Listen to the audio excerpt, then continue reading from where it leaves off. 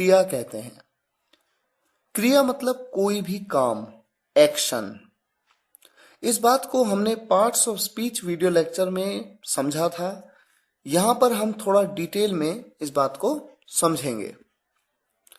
क्रिया वह है जिसके माध्यम से सब्जेक्ट के कार्य या अवस्था की जानकारी मिलती है।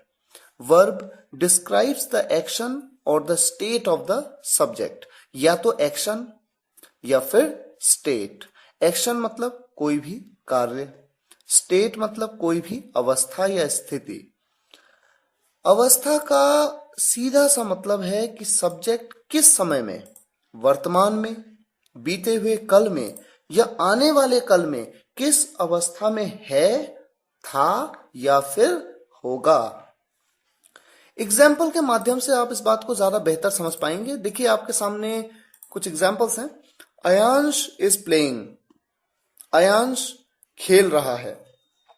सब्जेक्ट है अयांश, क्या काम कर रहा है, खेलने का। तो यहां पर देखिए सब्जेक्ट के कार्य का पता लगा। खेलना भी तो एक क्रिया है, खेलने के बारे में पता लगा। प्लस ये भी पता लगा कि खेल रहा है। यहां पर हमने इज का प्रयोग किया। इससे यह भी पता लगा कि वर्तमान अवस्था में ये बात हो रही है।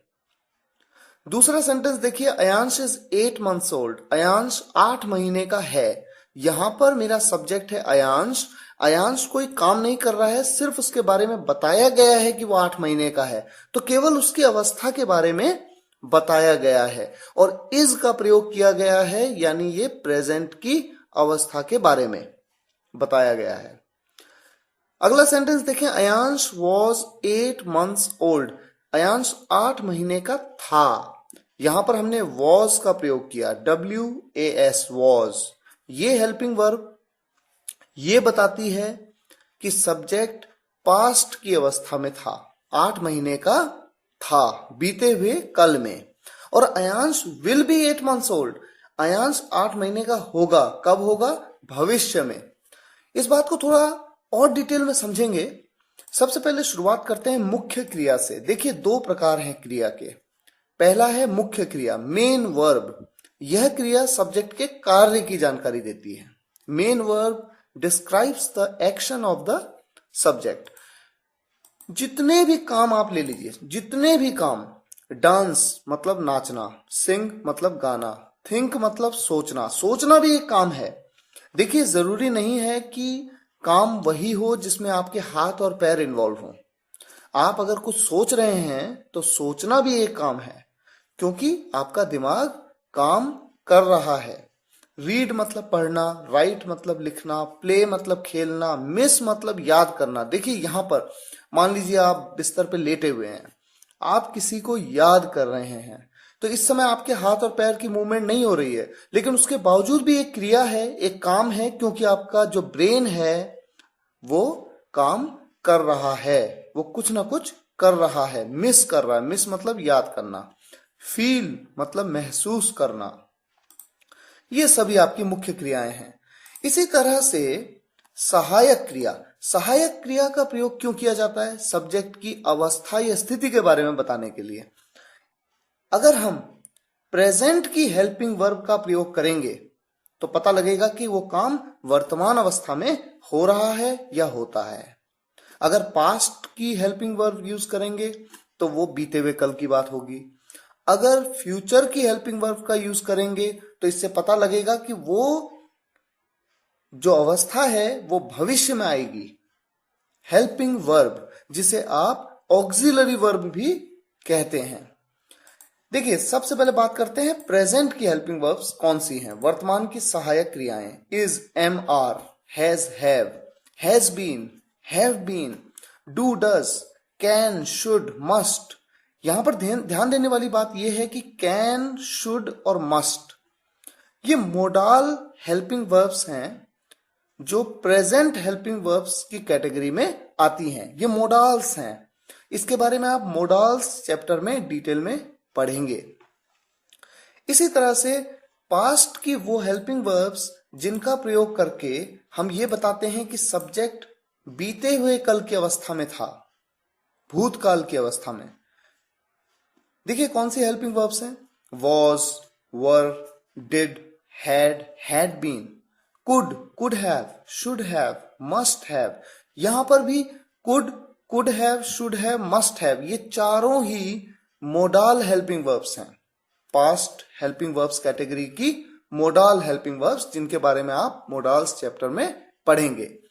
इसी तरह से फ्यूचर की वो कौन सी हेल्पिंग वर्ब्स हैं जिनका प्रयोग अगर किसी सेंटेंस में होगा तो इससे पता लगता है कि वो अवस्था, सब्जेक्ट की वो अवस्था भविष्य में आएगी।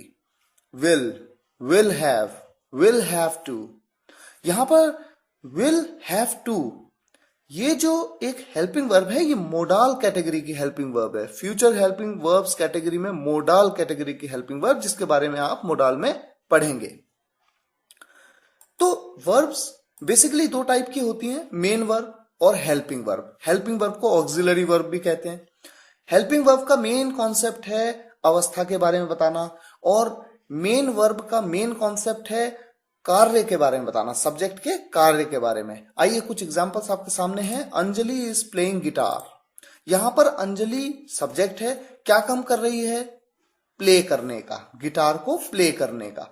देखिए प्ले का मतलब खेलना भी होता है, लेकिन गिटार एक इंस्ट्रूमेंट है, तो जब किसी इंस्ट्रूमेंट के साथ प्ले लगाएं तो प्ले का मतलब है बजाना।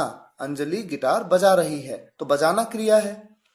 और इज लगाया तो यानी प्रेजेंट के बारे में बात कर रहे हैं, तो प्रेजेंट अवस्था में कौन सा कार्य हो रहा है? बजाने का। इसी तरह से दूसरे सेंटेंस में I was listening to music, सुनने का काम हो रहा है, लेकिन हो रहा है या हो रहा था, क्योंकि वॉज का प्रयोग किया, पास्ट हेल्पिंग वर्ब का यूज किया, जिससे बीते हुए कल की अवस्था के बारे में पता लगा। तीसरा सेंटेंस है he will become a doctor. यहां पर आने वाले भविष्य के बारे में पता लग रहा है। अमन इज टॉकिंग विद सैम। यहां पर इज का प्रयोग हुआ वर्तमान के बारे में। He is an MLA। यहां पर हमने कहा he is an MLA, member of legislative assembly, जिसे आप हिंदी में विधायक कहते हैं। M.L.A. ये डॉट क्या है? आपको पंक्चुएशन मार्क्स चैप्टर में बताया गया है।